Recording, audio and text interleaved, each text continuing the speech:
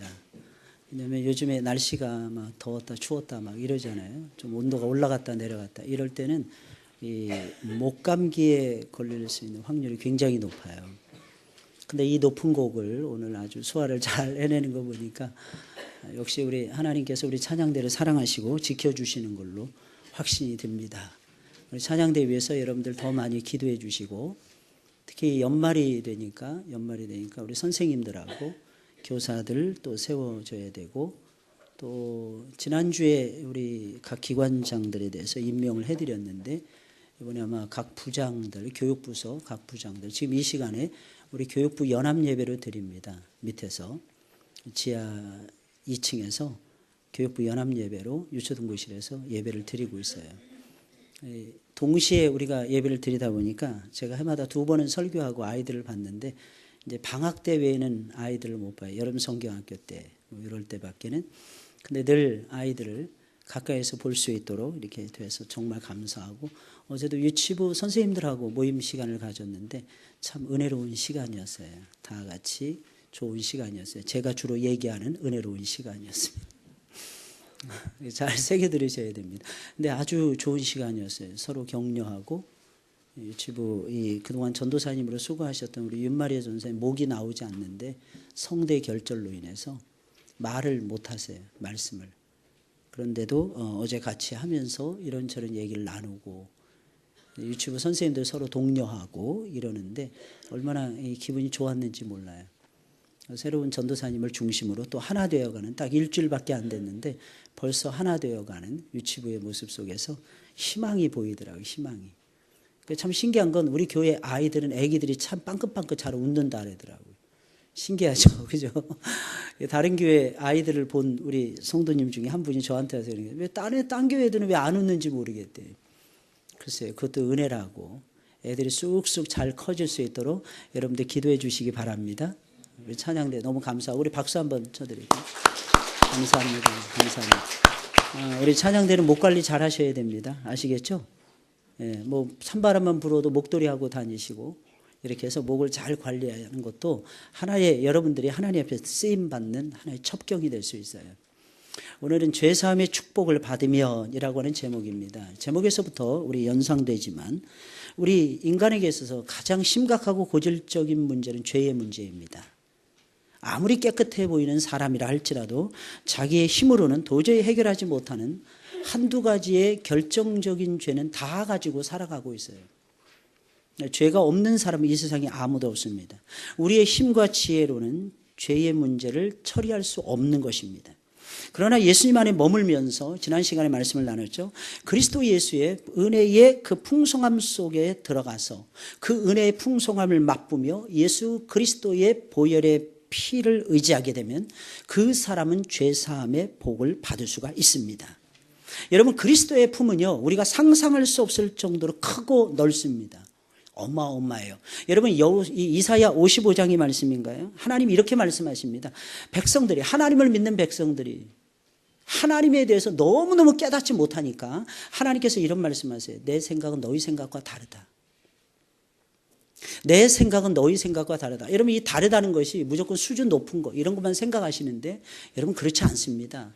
하나님의 생각이 우리 생각과 다르다는 것은 무슨 뜻이냐면, 우리가 봤을 때 저 사람은 죄인이에요. 우리가 봤을 때 저 사람 못할 사람이에요. 우리가 봤을 때 저 사람이 감당 못할 사람인 경우가 많습니다. 그런데 하나님 모셨을 때는 아니라는 거예요.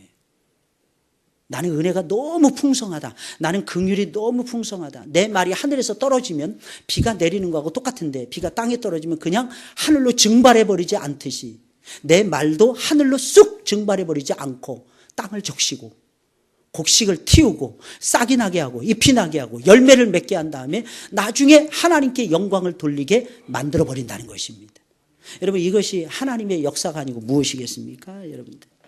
여러분, 하나님의 품은 우리가 상상할 수 없을 정도로 크고 어마어마하게 크고 넓습니다. 그리스도 예수의 은혜는 그 안에 있는 우리에게 부어주시는 그 은혜의 풍성함은요, 어마어마하게 풍성해요.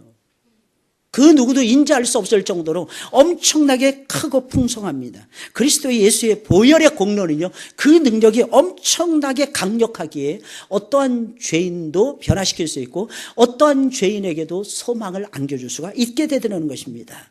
아직도 해결하지 못한 심각한 죄의 문제를 여러분들이요, 그대로 안고 살아가고 있습니까? 예수님 안에 끊임없이 머물러 계세요. 그리고 그리스도 예수의 그 풍성한 은혜를 맛보세요. 계속해서 맛보아 아시기 바랍니다.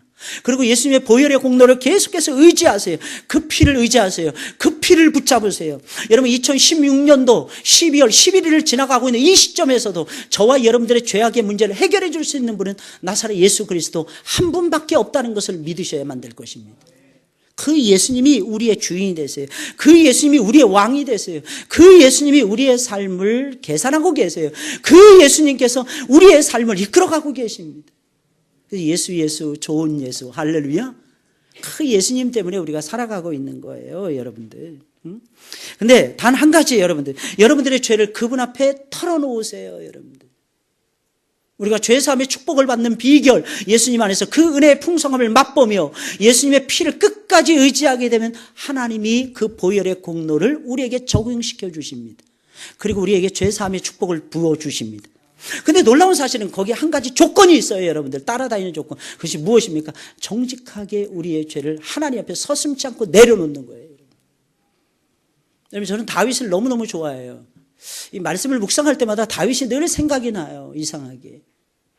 다윗이 어떤 사람이었습니까? 다윗이 양치기였잖아요. 양치기 하면 떠오르는 것이 무엇입니까? 거짓말. 여러분, 그렇죠? 그렇지 않나요? 왜? 양들은요, 양을 잃어버리잖아요. 그럼 자기가 물어줘야 됩니다, 여러분들.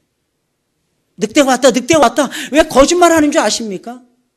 자기에게 책임이 있기 때문에 그런 거예요. 늑대가 물어갔으면 자기가 남의 양을 돌보고 있는 경우가 많으니까 내가 이러저러게 해서 잃어버릴 수밖에 없는 상황이다. 이렇게 거짓말할 수밖에 없는 존재가 양치기였어요. 근데 다윗은 어린 시절부터 하나님을 의지하고 하나님을 만납니다. 가장 거짓말을 잘해야 될 사람이 가장 정직한 사람으로 바뀌어집니다. 다윗의 후손들이 왕이 되는데 이들이 하나님 앞에 선하고 아름다운 일을 잘 감당해내요. 요즘에 대한민국이 최고의 지도자 때문에 혼란을 겪고 있는데 참 신기한 건요, 그들에게 한 가지 딱 특징이 나타납니다. 그의 조상 다윗의 길로 행하면서 정직하게 행했다는 거예요. 이 말이 무슨 말이겠습니까? 다윗이 정직했다는 얘기예요. 가장 거짓말을 잘할 수 있는 위치에 있었던 사람인데 가장 정직한 길을 걸어갔던 사람이 다윗이라고 하는 인물이었어요. 쉽지 않죠.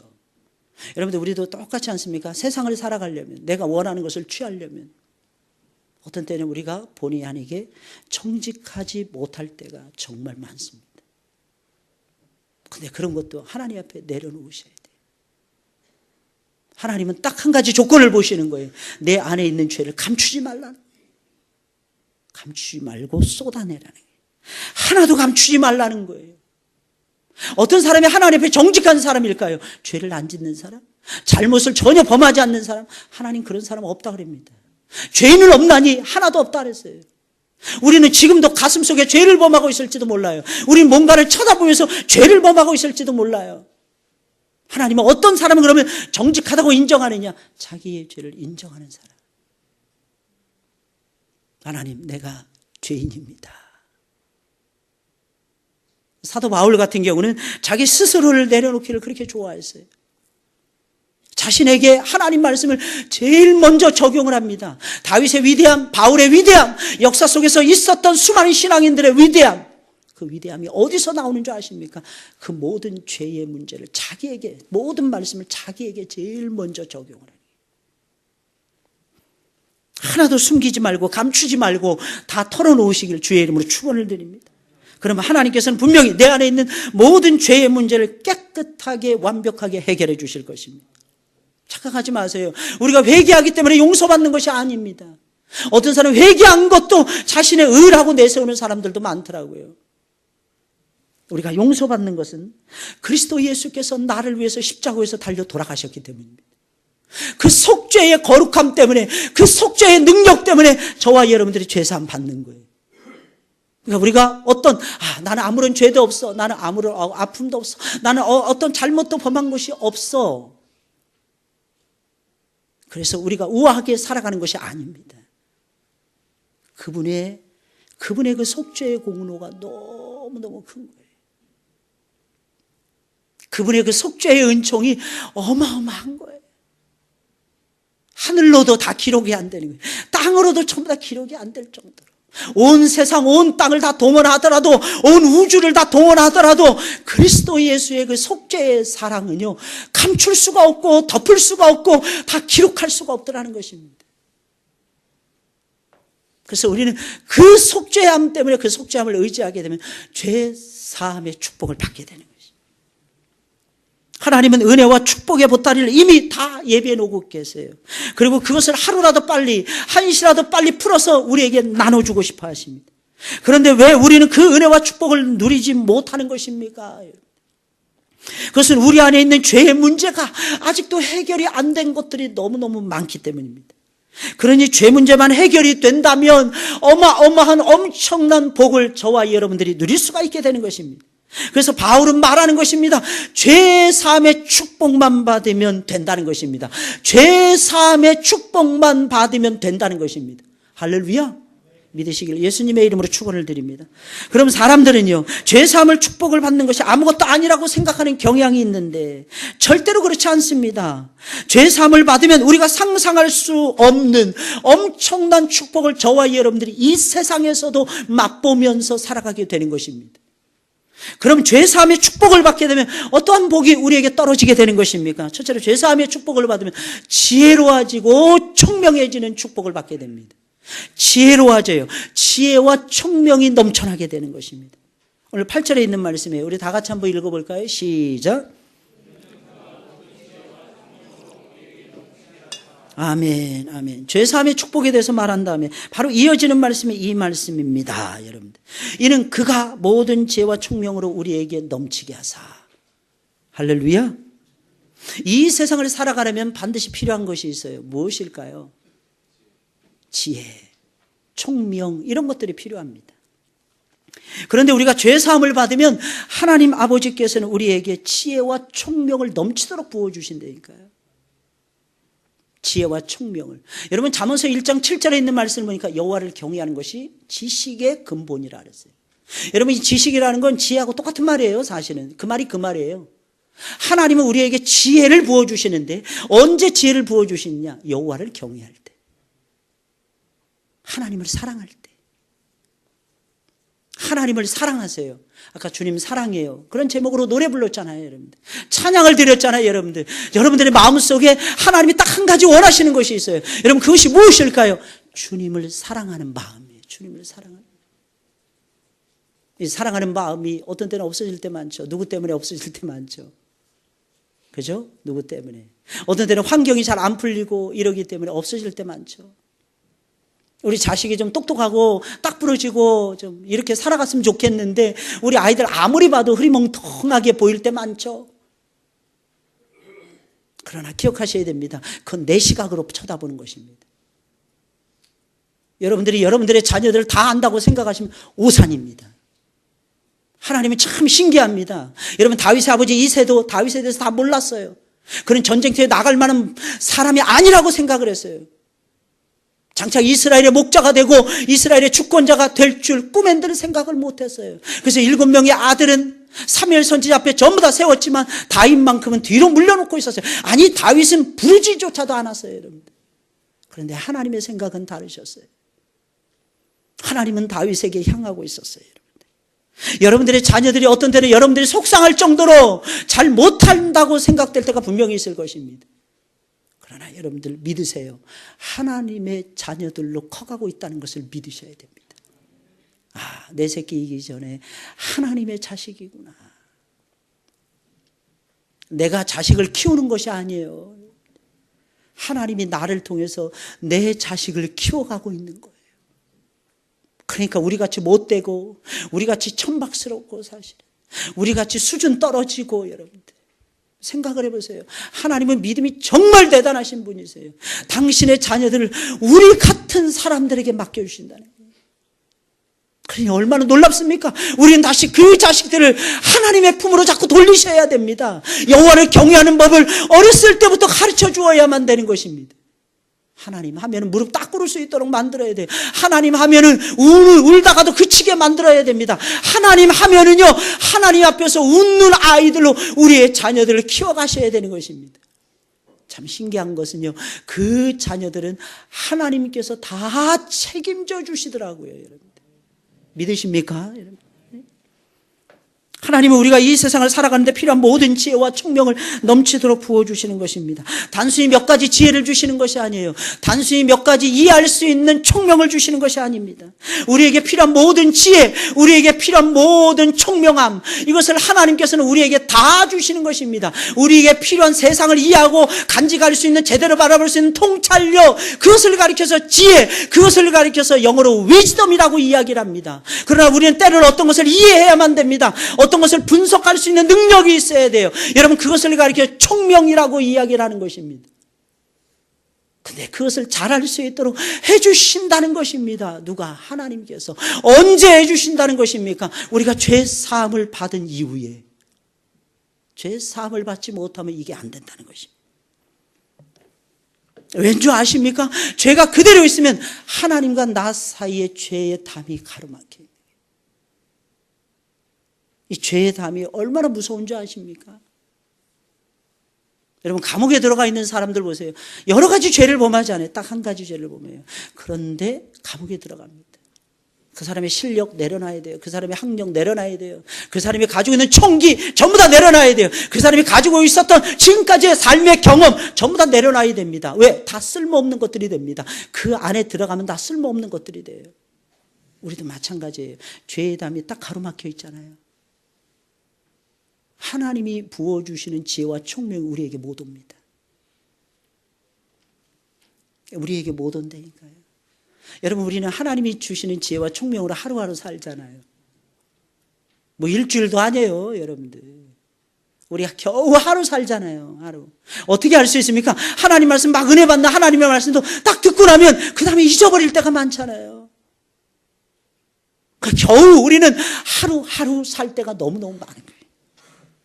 그런데 신기하죠? 그 죄의 문제만 해결이 되면 지혜로워져요.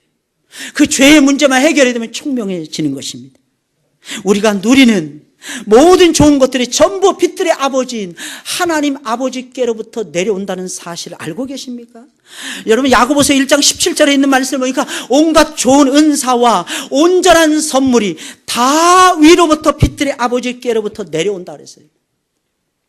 여러분, 이 말씀이 무슨 말이겠습니까? 온갖 좋은 은사 아니에요, 여러분. 은사라는 말은 다른 말은 선물입니다. 하나님이 나에게 부어주시는 선물, 이것이 전부 다 위로부터 내려오는, 그 다음에 이어지는 온전한 선물이라고 또 묘사해주고 있어요. 두 번 반복해서 성경은 말씀해주고 있습니다. 이 말이 무슨 말일까요? 하나님의 선물은 확실하다, 이런 뜻이에요.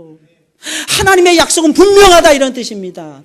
우리는 약속을 붙들어야 돼요. 왜? 그 약속은 분명히 우리에게 선물로 다가올 수가 있기 때문입니다. 이유가 무엇입니까? 하나님이 그렇게 약속하시기 때문에 하나님 아버지께서 여러분들에게 부어주십니다. 그러니 우리는 하나님이 싫어하시는 죄의 문제를 빨리 청산해야 되는 거예요. 근데 이 죄가 늘 발목을 잡죠. 늘 따라다니지 않습니까? 서두에도 말씀을 드렸지만 결정적인 죄, 여기 보니까 우리 찬양대는 천사의 얼굴을 하고 지금 앉아 있어요. 그리고 가운도 너무 예쁜 가운. 제가 봤을 때는 여름에 입는 가운보다도 이 가운이 더 예쁜 것 같아요. 색깔이 더 튀는 것 같아요. 훨씬 더 예쁜 것 같아요. 그런데 이분들에게도 한두 가지의 죄는 다 있을 것입니다. 김수현 집사님, 그죠? 나는 제일 만만한 사람이 우리 김수현 집사님. 언제 봐도 웃어요. 제가 뭐라 그래도 웃어, 우리 김수현 집사님. 근데 딱 봐도 김수현 집사님이 천사야. 그 옆에 또 진짜 천사 앉아있네, 정윤석 집사님. 난 정윤석 집사님 짜증내거나 화내거나 찡그리거나 한 번도 본 적이 없어요. 손정민 집사가 알겠지, 이건. 천사의 얼굴을 하고 있지만 남 모르는 죄들은 다 가지고 살아가고 있어요. 여러분, 이것이 인간이라고 하는 실존입니다. 부인하지 마세요, 여러분들. 우리는 그 죄를 인정해야 돼요. 그리고 새로워져야 됩니다.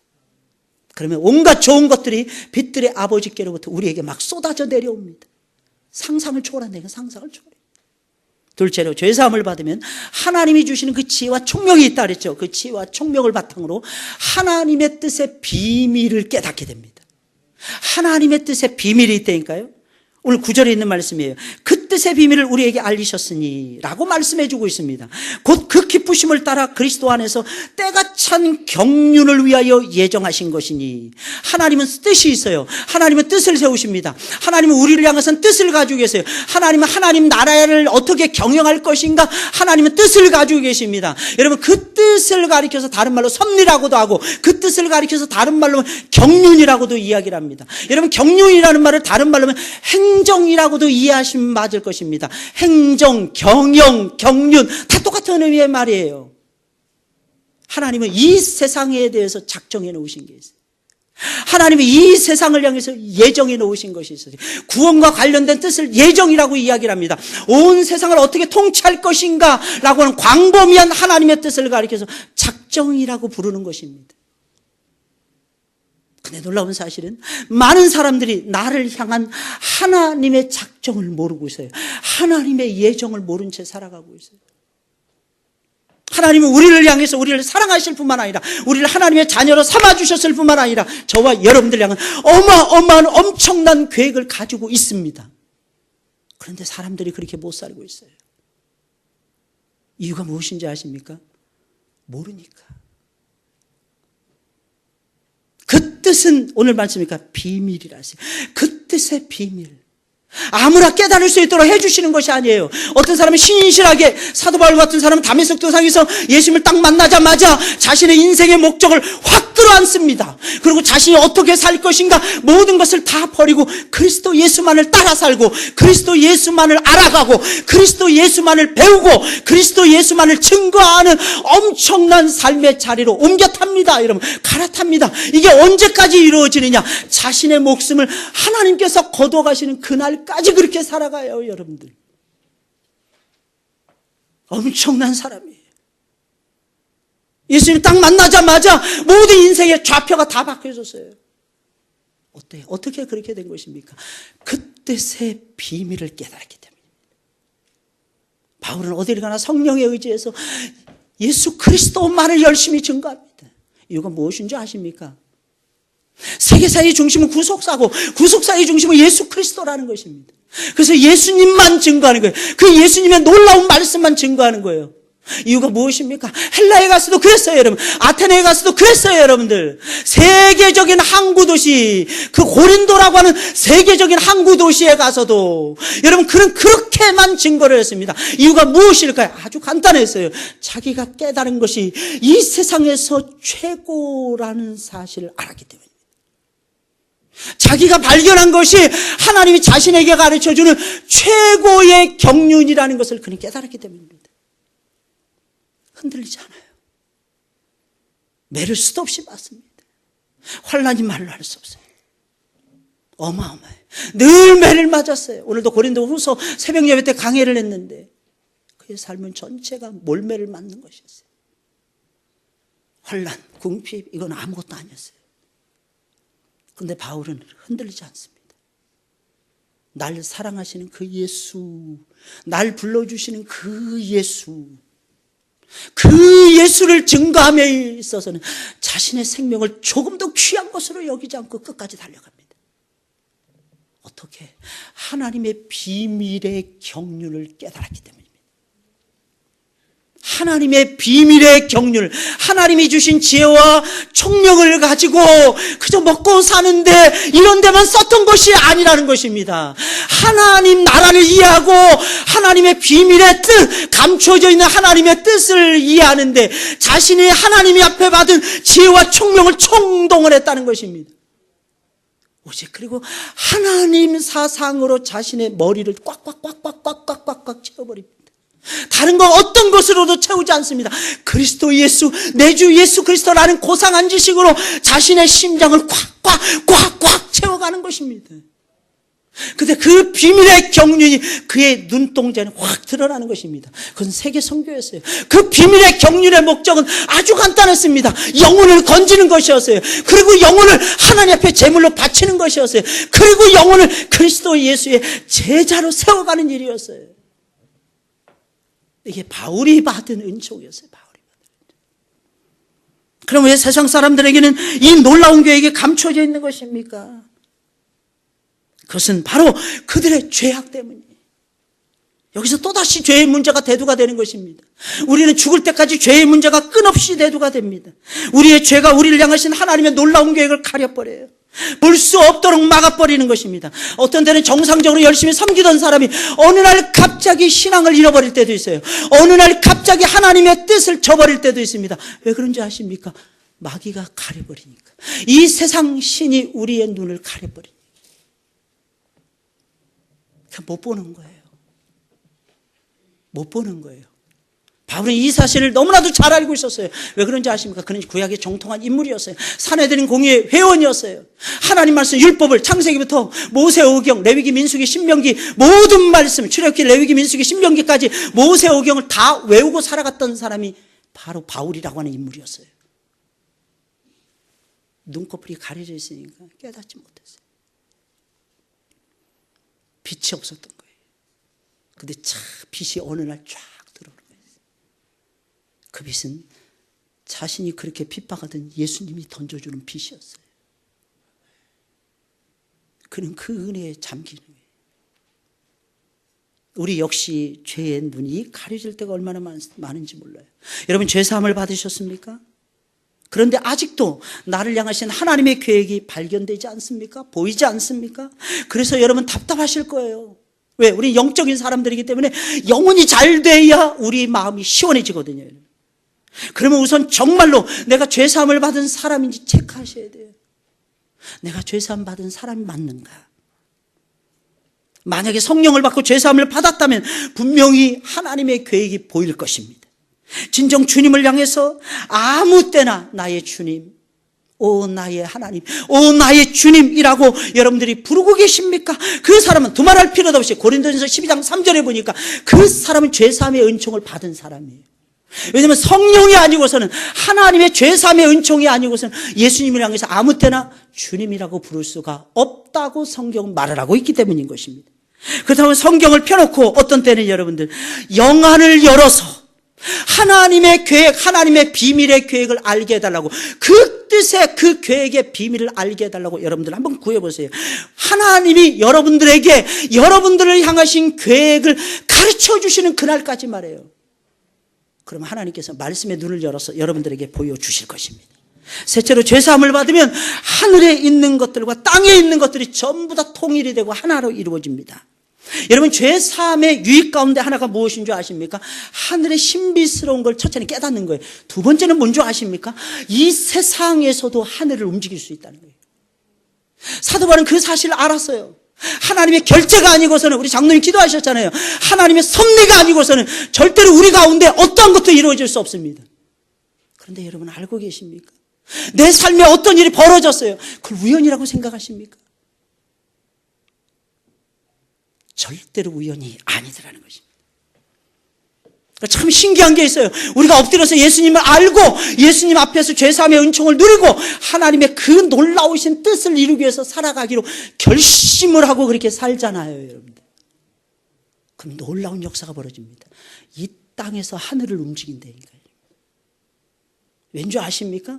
하늘나라의 신비스러운 역사만 하나님이 우리에게 알려주시는 것이 아니에요. 하늘과 땅이 연결되어 있어요. 이 땅에서도 매이면 하늘에서도 매입니다. 이 땅에서도 풀리면 하늘에서도 풀립니다. 그래서 우리는 이 땅의 믿음을 가지고 천당 들어가는 거잖아요, 여러분들. 이 땅에서 행한 일을 가지고 하나님 옆에 가서 상급을 받는 거 아니겠습니까?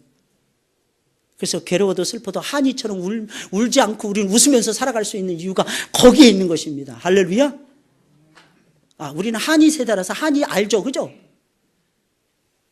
그럼 꼭 기억하셔야 돼요, 여러분. 하늘과 땅이 통일된다니까요. 하늘과 땅이 유나이티드를 이룬다니까요. 이게 어떻게 이루어집니까? 예수님 때문입니다. 예수님이 이 땅에서 모든 것을 다 평정하시고 예수님께서 이 땅의 모든 죄를 짊어지시고 죽으신 다음에 부활하셨어요. 부활하신 다음에 예수님이 이 세상에 영원히 존재하지 않았습니다. 이유가 무엇입니까? 하늘과 땅이 연결이 돼야 되니까. 하늘과 땅, 하늘나라로 예수님이 들어가셔야 되니까. 왜냐하면 예수님은 샘플이었거든요. 예수님이 이그젠플이었거든요. 예수님은 천국의 모델이었거든요. 그러면 예수님이 하늘나라에 들어가야만이 우리도 들어갈 수가 있게 되는 거거든요. 예수님이 만약에 하늘나라에 못 들어가셨다면, 하늘 성소로 못 들어갔다면 저와 여러분들은 하늘나라에 들어갈 수 없게 되거든요. 그리고 하늘나라에 들어가셔서 예수님이 우리에게 주신 최고의 선물 무엇이었습니까? 성령을 부어주신 거예요. 여러분 힘들고 외로우십니까? 성령을 구하세요. 하나님 나를 불쌍히 여겨주세요. 내 마음을 아시지 않습니까? 내 걱정을 아시지 않습니까? 내 염려거리를 아시지 않습니까? 내 문제거리를 아시지 않습니까? 우리의 오장육부를 친히 창조하시고 우리의 삶의 에너지를 발휘하시는 성령께서 도와주옵소서. 성령께서 도우신다니까요, 여러분들. 어떤 일을 해야 되는데 너무너무 버거워. 여러분들이 감당해내기 힘든 일이에요. 그 직분을 어떻게 감당하실 겁니까? 그 직업을 어떻게 감당해내시고 모르는데. 어제 한 청년이 저한테 그러더라고요. 목사님, 제가 이러저런 일을 하는데 제가 모르면서 가르쳐요. 그래. 야, 그게 가능하니? 모르는데도 가르치니. 때로는요, 모르면서도 가르쳐야 될 때 많잖아요. 그 청년은 정직한 청년. 저한테 고백 다 하더라고요. 다 알지 못하는 경우가 많아요. 근데 신기합니다. 성령께서는 다 아셔요. 내가 포기하지 않으면 성령께서 오셔서 도우신다니까. 내 마음에 비전을 심어주세요. 소망을 심어주세요. 혹시 낙심하시는 분들 계십니까? 낙심하면 아무것도 못해요. 많은 사람들이 요즘 아픔을 겪고 있더라고요. 정신적인 아픔, 멘탈의 문제가 너무너무 심각해요. 그때 그렇게 구하세요. 성령님이시여 내 안에 들어오셔서 내 머리를 지배하시고 내 가슴을 인도하시고 하나님 앞에서 내가 건강하게 살아갈 수 있도록 도와주세요. 하나님 도와주신대요. 땅에서 기도하잖아요. 예수님 영접한 다음에 땅에서 기도하잖아요. 이게 천사들이 쏜살같이 내려와서 우리의 기도를 금양로에 담습니다. 금대접에 담아요. 이 턱에 받치고 있어요. 턱에 이렇게 턱에 받치고 있다니까 우리 기도할 때. 여러분 찬양할 때도 마찬가지예요. 여러분들 똑같습니다. 찬양 곡조 있는 기도잖아요. 여러분들이 찬양할 때 천사가 내려와서 싹 받아가요. 응답이 그렇게 빨라요. 하늘로 올라가자 바로바로 응답해 주십니다. 이유가 무엇입니까? 하늘과 땅이 연결되어 있기 때문입니다. 누구로 인해서? 예수님으로 때문에. 예수님으로 인해서. 죄사함을 받으면 땅만 움직이는 권세가 있는 것이 아니에요. 이 세상만 평정하는 것이 아니에요. 하늘까지 움직일 수 있는 권세를 받는 것입니다. 그러니 이 땅에서 조금 안 된다고 뭐가 그렇게 염려가 되겠습니까? 나중에 잘 되겠지 이렇게 하시고 살아보세요. 나중에는 하나님이 더 좋은 거 주실 거야 이렇게 믿으면서 여러분들 살아가세요. 왜? 지금 안 주시니까 내가 열심히 해서 내가 최선을 다해서 하나님이 그거 안 보시겠습니까? 다 보고 계세요. 지금 내가 1등 못해서 염려하지 마세요. 나중에는 하나님 슈퍼 1등으로 만들어 주실 것입니다. 이게 하나님의 역사하심이에요, 여러분들. 마지막 네 번째로 죄 사함을 받으시면 하나님 아버지의 영원한 보물단지들이 됩니다. 우리가 하나님 아버지의 영원한 기업이 된다니까요. 본문 11절이에요. 우리 다 같이 읽어볼까요? 시작. 모든 일을 그 마음의 원대로 역사하시는 자의 뜻을 따라 우리가 예정을 입어 그 안에서 기업이 되었으니. 신기해. 하나님은 죄사함의 은혜를 우리에게 딱 부어주시면 우리는 하나님 이러십니다. 예, 너는 내 거야. 그러니까 사랑하는 사람들끼리 서로 사랑하면 그러잖아요. 당신은 내 거야. 그거 해봤어요? 저는 신앙이 너무 좋아가지고 그걸 못 해봤어요. 그걸 해보는 찰나를 놓친 것 같아요. 근데 우리 애들 낳으면서 키우면서 그때 비로소 했어요. 우리 애들한테 그랬어요. 너희들은 다 아빠 거야. 놓치면 안 돼. 잊어버리면 안 돼. 그러니까 어디 가서 누가 물어보면 너희는 누구 거라고 그래? 대답해야 돼. 아빠 거. 그래, 너희들은 아빠 거야. 근데 사실은요, 우리는 주님의 것입니다. 주님의 것이. 왜냐하면 아빠는 주님의 것이니까. 우리 모두는 다 주님께 속해 있는 사람들이에요. 하나님은 우리에게 죄사함의 은혜를 베풀어 주신 다음에 말씀하십니다. 너는 내 것이니라. 근데 여기서 기업이라 그랬잖아요. 기업이라는 말이 보배로운 기업이라는 뜻이에요. 보배라는 뜻이 보물이라는 뜻입니다. 보물. 하나님은 최고의 보물로 누구를 여기시냐? 우리를 여기십니다. 우리를 여기세요. 하나님은 여러분들을 보물로 여기신다니까요. 그래서 천하보다도 귀하게 여기시는 거예요. 할렐루야. 천하보다도 귀하게 여기세요. 여러분 지금 이 자리에도 이게 천하가 몇 개가 있는 거야 이게 도대체. 천하보다도 더 귀한 존재들이 우리 옆에 같이 예배드리고 있는 거예요. 존귀하지 않습니까? 옆에 사람 얼굴 보세요. 보배로운지. 보배롭습니까? 왜 안 보세요? 우리 권사님들 왜 안 보세요? 그래서 서로 보시라니까. 서로 보시라니까. 정말 보배로운 존재들이에요. 죄사함을 받으면 하나님의 기업으로 여기십니다. 죄사함의 축복을 받으셨습니까? 그러면 우리는 하나님 아버지의 영원한 기업이 되는 거예요.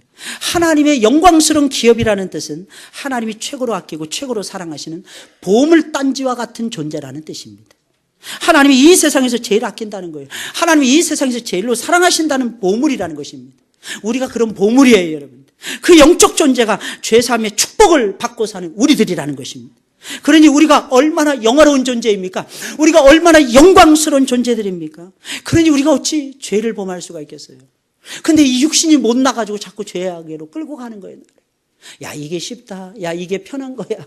야, 이게 좋은 거야. 세상을 살면서 죄도 좀 지으면서 살아야지. 근데 맛보고 나면은 허탈해지는 거예요. 이겼을 때, 죄를 이겼을 때 그 뿌듯함을 알고 계십니까? 한번 이겨보세요. 이겨보시면 이게 달라요. 죄를 이겼을 때. 딱 와서 예배 자리에 딱 앉아보세요. 그리고 예배를 오늘 겁나게 유혹을 받다가, 여러분 오늘 겁나게 유혹을 받았다고 치자고요. 그 예배 딱 드려서 그걸 이기고, 그리고 예배를 딱 드리고 돌아갈 때 그 마음의 뿌듯함을 아십니까? 근데 딴 때보다 그날따라 설교가 잘 들어와. 할렐루야. 왜냐하면 그 마음을 낮게 가지고 있으니까 하나님 내가 죄인입니다. 내가 이렇게 저렇게 해서 나왔습니다. 이러거든요. 그러면 하나님은 겸손한 자에게 은혜를 베풀어 주시잖아요. 낮은 마음. 그 영화로운 존재로 하나님 만드시는 거예요. 우리는 그리스도 예수 안에서 그 은혜의 풍성함을 따라 살아갑니다. 예수 안에서 그 은혜의 풍성함을 맛보며 그의 보혈로 말미암아 죄사함의 축복을 누리며 살아가고 있어요. 그런 사람에게는 하나님께서 넘치는 복으로 함께해 주신다는 거예요. 지혜와 총명을 넘치도록 부어주십니다.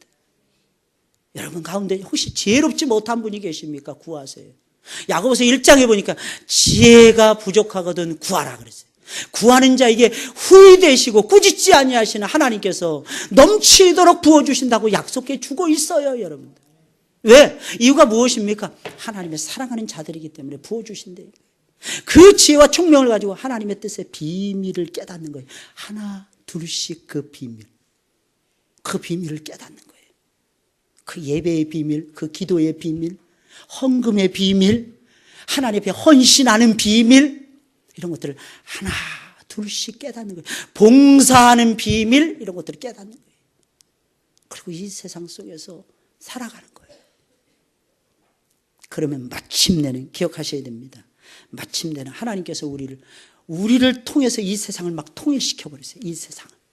우리를 통해서 하나님의 백성들을 찾아내십니다. 그리고 하늘나라로 연결시켜 버립니다. 만물이 통일되는 역사까지. 왜? 마지막 때 하나님의 그 선택받은 숫자가 다 차야만이 마지막이 오고 만물이 소생이 되거든요. 그래서 이 로마서 8장에 있는 말씀 보니까 우리가 죄를 보면 만물이 탄식한다 그랬거든요. 만물이 탄식한다니까요. 근데 우리가 정말 정신 차리고 예수 그리스도를 증거하고 맡겨진 일을 성실하게 수행하잖아요. 그러면 만물이 살아난다니까요. 그리고 만물이 하나님께로 귀속이 되는 거예요. 그리고 우리는 하나님 하늘과 땅을 연결하면서 하나님이 주신 온갖 좋은 축복을 누리는 보배로운 존재들이 되는 거예요. 가장 영화로운 기업이 되는 거예요. 이 기업이 여러분들의 것입니다. 여러분들이 주님의 기업이라니까요. 그럼 왜 하나님께서는 이런 대단한 축복을 우리에게 주실까요? 12절에 있는 말씀이에요. 마지막 말씀 다 같이 시작. 이는 그리스도 안에서 전부터 바라던 우리로 그의 영광에 찬송이 되게 하려 하심이라. 우리를 영화롭게 만든 다음엔 하나님을 영화롭게 하는 존재로 우리를 삼고 싶으셔서 결국은 하나님은 당신의 영광을 놓치지 않습니다. 그리고 우리가 받는 그 영광을 하나님께로 다시 돌리기를 기대하시는 거예요. 그래서 계시록에 있는 말씀을 보면 24 장로들은 구약에 구원받은 12지파에 속해 있었던 성도들을 말하는 것이고, 신약에 속해 있는 12사도 아래에 속해 있었던 주님의 모든 백성들을 상징하는 거예요. 그래서 24 장로가 나온 거예요. 우리는 그 나라에 가면 전부 다 장로님들이 되는 거예요.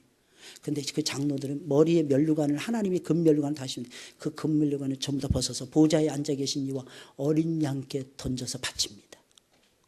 이유가 뭘까요? 주님께 영광을 돌리는 거예요. 우리는 영광을 받기에 합당하지 않으니까 주님이 영광을 받기에 합당하십니다. 주께 바치는 여러분들이 되시길 주의 이름으로 축원을 드립니다. 우리 찬송을 부르겠습니다. 찬송 부르시면서 준비하신 예물 하나님께 드리겠어요.